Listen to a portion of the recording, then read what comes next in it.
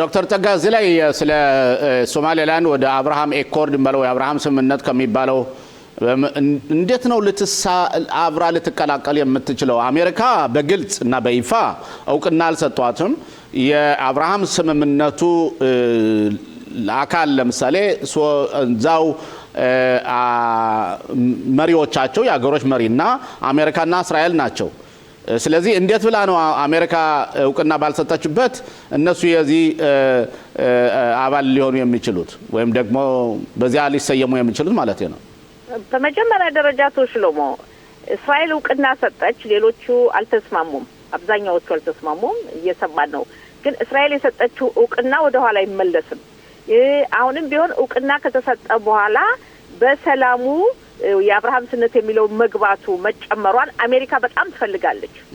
የአሜሪካ ፕሬዚዳንት ዶናልድ ትራምፕ ትልቁ ዓላማቸው ጦርነት አይደለም። ትልቁ ዓላማቸው በዚህ በአብርሃም ስምምነት የተለያዩ የመካከለኛው ምስራቅ የአረብ ሀገራቶች ወይም ደግሞ መካከለኛው ምስራቅ ሀገራት እንዲጨመሩ ነው። በዛ ላይ ደግሞ አሁን ሶማሌላንድ የአፍሪካ ቀንድ የሆነችው እሷ ስትጨመር ያለው ሰላም እየተረጋጋ ይመጣል። ሶማሌላንድም ቢሆን በዚህ የአብርሃም ስምምነት ከተጨመረች የዲፕሎማሲ ሁኔታው መስፋፋቱ በኢኮኖሚ በኩል በሴኩሪቲ በጸጥታ በኩል የበለጠ ራሷ የተረጋጋች እንድትሆንና እንድትጠናከር እድል ስለሚከፍትላት የሶማሌላንድም ፍላጎት ጭምር ነው።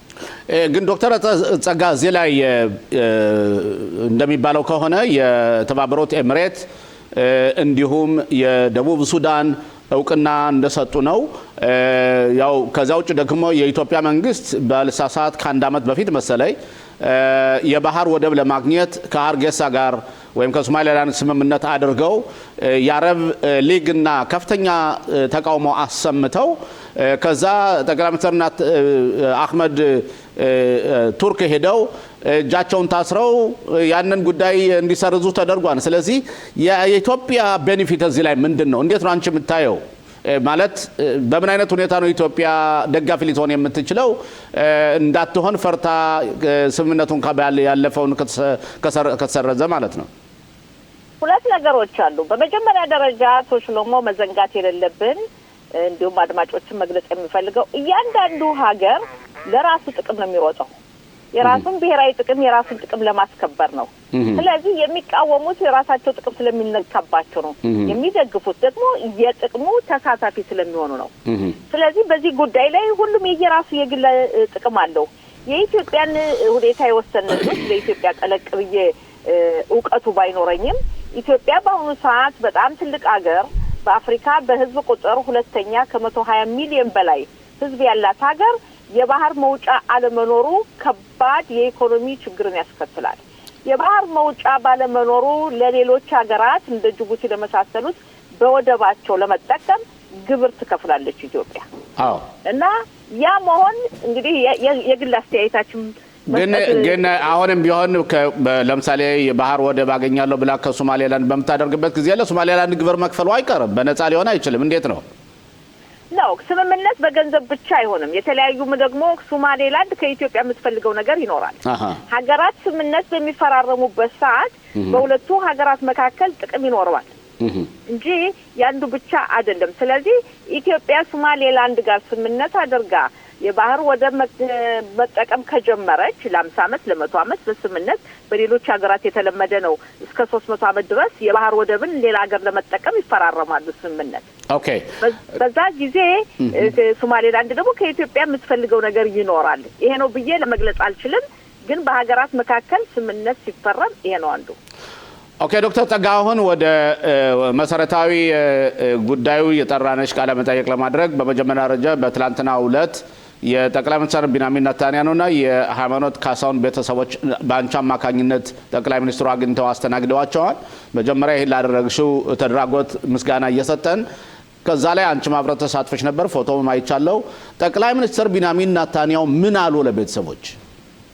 መጀመሪያ ደረጃ አመሰግናለሁ። እንግዲህ የዚች ልጅ ጉዳይ የሃይማኖት ካሳውን እንግዲህ የሚቀጥለው ወር 2 አመት ሊሆን ነው። በነገራችን ላይ ከቴሌቪዥኑ ላይ የሚስሉ አሁን ጠቅላይ ሚኒስትር ቢንያሚን ኔታንያሁና አንቺን እና ወላጆቿንም እህቶቹንም እያየነ ነው ጠቅላይ ሚኒስትሩ አቀባበል ሲያደርጉላቸው እሺ እና ይቺ ልጅ ከጠፋችበት ጊዜ ወይም ከተጠለፈችበት ነው እኔ ብዙ ጊዜ ተጠልፋለች ነው ማለት ትንሽ ልጅ ከቦታ ከምትኖርበት ቦታ ተጠልፋ ሰው ካልወሰዳት ራሷ ትጠፋለች የሚል እምነት የለኝም ይሄ ግሌ ጉዳይ ነው እና ይቺ ልጅ ከተጠለፈችበት ጊዜ አንስቶ በመጀመሪያ ደረጃ ታስታውሳለህ ሁላችንም እናስታውሰው ጦርነት ጊዜ ነበር ትኩረት የተሰጠበት መስሎ አይታየኝም በእኔ አመለካከት አሁንም ልሳሳት ይችላል ግን ስገምት ነው የፖሊስ ሰራዊት ፍለጋ አለ ሻባክ የእስራኤል የመረጃ ድርጅቱ በተወሰኑ ነጥቦች ላይ በተለይ በፍለጋው ላይ ህጉ በሚፈቅድለት ገብቶ ተሳትፏል የበለጠ ለማስፋትና ጠቅላይ ሚኒስትሩ ደግሞ ቤተሰቡን እንዲያነጋግሩ የሚለው ሁኔታ ብዙ ጊዜ እንቀጥርና ታውቃለህ የሀገራችን ሁኔታ የጸጥታው ይሰረዛል እንቀጥርና ይሰረዛል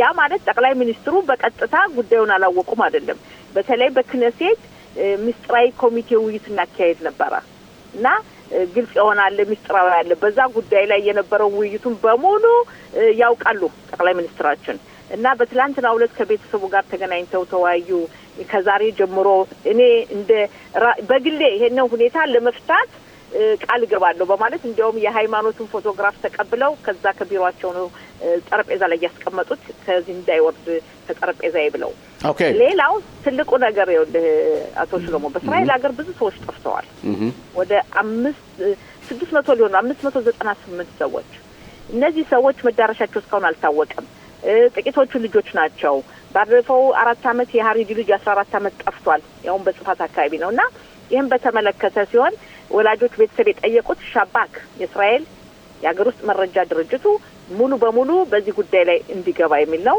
ጠቅላይ ሚኒስትሩ የሰጡት መልስ ህጉ በሚፈቅደው መንገድ ጥረት ይደረጋል መግባት የሚለው ኦኬ ዶክተር ጸጋም ያው አንቺ ቤተሰቦችን ሁሉ ጊዜ እነሱን ተደግፊያቸዋለሽ ብዙ ስራዎችን ታደርያለሽ ከዛም አይተሽ ከሆነ ከሁለት ቀን በፊት መሰል ባልሳሳት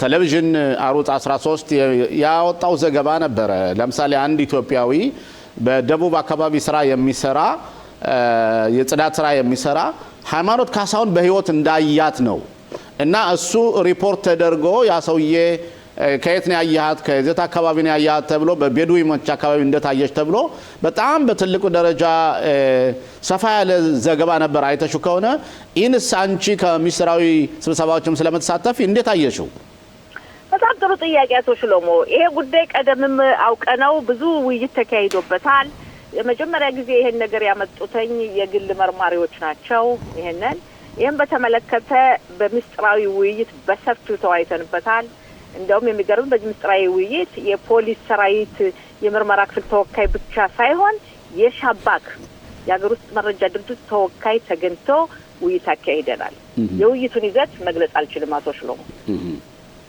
ገባኝ ኦኬ ሌላው ወደ ትላንትና የነበረው የክነሴት ውይይት እንሄድና የጠቅላይ ሚኒስትር ቢንያሚን ኔታንያሁን እና የላፒድን ሰምተናል ከዛም ጋንጽ አንድ የተናገሩት ነገር አለ ለጠቅላይ ሚኒስትሩ ፌልድሽታይን የሚባለው የካታር ጌቱ ገንዘብ ተቀበለ የሚባለው ከኔ አይሰራም ብለህ ነበር ግን አብረንኛ ከዛ ሚስጥራዊ ቦታዎች ሁሉ በመነድበት ጊዜ እሱ አብሮ እየመጣ ነበር ተመልከተይ ለምን ነው እውነት ማትናገር ሲሉ ወንጅለውታልና በዚህ ላይ ምን መልስ ተጫለሽ ከዛ በፊት ወደሱ ከማለቴ በፊት ለሃይማኖት ቤተሰቦች የምለው በርግጥ ትላንት በነበረው ውይይት የሚፈልጉትን ጥያቄዎች ጠይቀዋል ጠቅላይ ሚኒስትሩን የራሳቸው የሚያስቡትን ጠቅላይ ሚኒስትሩን በእርዳታ በኩል የሚያስፈልጋቸውን ተናግረዋል የሚያስፈልጋቸውን በጸጋ አማካኝነት አስተላልፎ የሚያስፈልገውን እረዳለሁ ብለዋልና ቤተሰቡን በርቱ ማለት አለብን ማበረታታት አለብን እና በርቱ ነው መላቸው ለቤተሰብ በእውነት ትላንትና በየጊዜው ይሰረዝ ነበርና ትላንትና እንደተለመደው ከጽፋት ተነስተው ዛሬ እንድትመጡ ተብለው ወዲያው ነው የመጡትና በርቱ አይዟችሁ የእስራኤል አምላክ እንግዲህ ይጨመርበት ነው ማለት አሜን ሌላው ወደ ጠየቀኝ ጥያቄ ተሽሎሞ ስንመጣ ወደ ትላንትና ዕለት የነበረው ለምሳሌ በእስራኤል ፓርላማ መሰረት በክነሴት ታውቀዋለህ ከተቀናቃኝ የፖለቲካ ፓርቲ የክነሴት አባላት መካከል 40 የሚሆኑት ለጠቅላይ ሚኒስትሩ ጥያቄ አለን ብለው ከፈረሙ ጠቅላይ ሚኒስትሩ ይገኛሉ ቢያንስ 40 ሰዎች እና በትላንትናው ዕለት ጠቅላይ ሚኒስትራችን ተገኝተው ተቀናቃኝ የፖለቲካ ፓርቲ አባላትም ንግግር አሰምተዋል። አንዱ ጋንጽ ናቸው፣ ሌላው ላፒድ፣ ሌሎችም ንግግር አድርገዋል። እና አሁን በተለይ ምርጫ እየቀረበ ስለመጣ ይህ ዓመት የምርጫ ዓመት ነው። በመምጣቱ የተቀናቃኝ የፖለቲካ ፓርቲ አባላት በማንኛውም በኩል ድሮውንም አርፈው አያውቁም። ጠቅላይ ሚኒስትሩን ከመኮነን አያርፉም። ግን ያም ሆኖ በአሁኑ ሰዓት ያሉት የተቀናቃኝ የፖለቲካ ፓርቲ መሪዎች፣ አንድ መሪ ማለት እንኳን ይከብደናል፣ መሪዎች በጣም ደካሞች ናቸው። አቶ ሽሎሞ እንግዲህ ፖለቲካን አንተ ታውቃለህ። እስራኤልን በጣም ደካማ ከመሆናቸው የተነሳ በእኛ ላይ የሚናገሩት በሙሉ በመንግስት ላይ ይኸው አሁን 3 አመት ሞላ፣ መንግስቱ 3 አመት ይሞላል ብሎ እንኳን አልጠበቁም ነበር።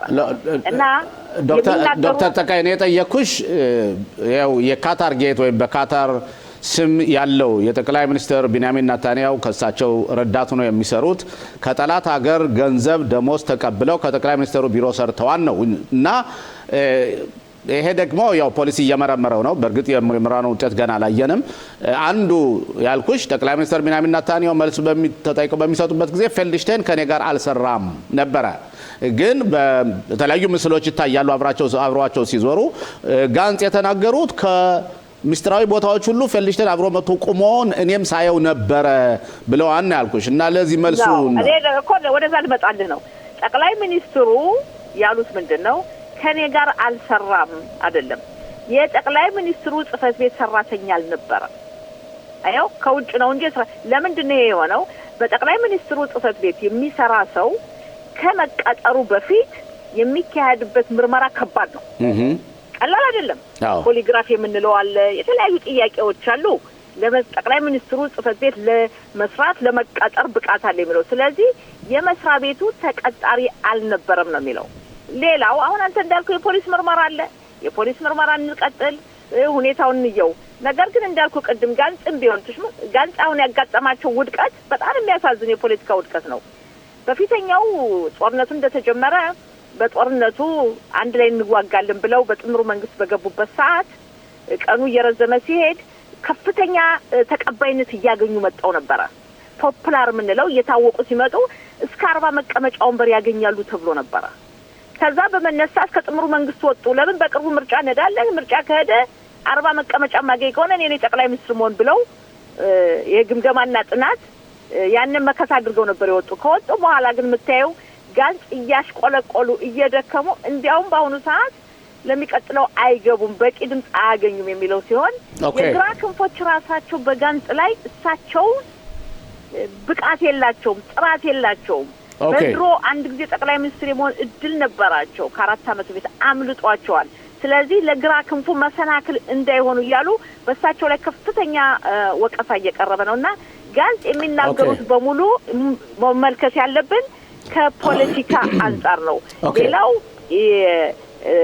ጠቅላይ ሚኒስትሩ ጽህፈት ቤት ሰራተኛን በተመለከተ ግን ለባለሙያዎች፣ ለፖሊስ፣ ለተለያዩ ባለሙያዎች፣ ለመርማሪዎች እንተውና ከዛ በኋላ እንወያያለን።